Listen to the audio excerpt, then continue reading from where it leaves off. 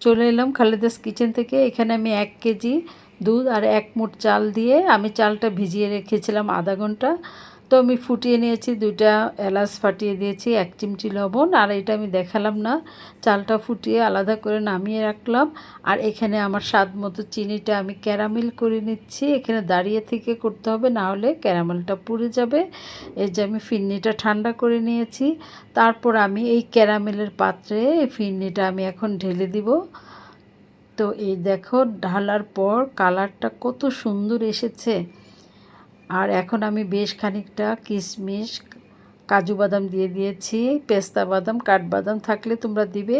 যত বাদাম দিবে ততই মজা। আমার হাতের কাছে ছিল না, তাই আমি দিতে পারিনি। এই যে আমার ফিরনিটা হয়ে গেছে। ঠিক এই অবস্থায় নামিয়ে ফেলতে হবে, কেন ঠান্ডা হলে আরও ঠিক হয়ে যাবে।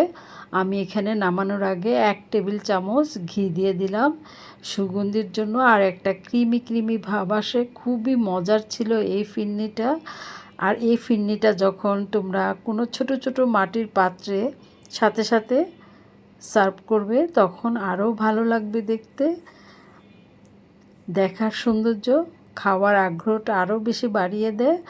তো আমি এই যে এখন নামিয়ে আমি একটা পাত্রে তুলে নিলাম আর দিয়ে দিলাম উপর থেকে আবারও কয়েকটা কিশমিশ।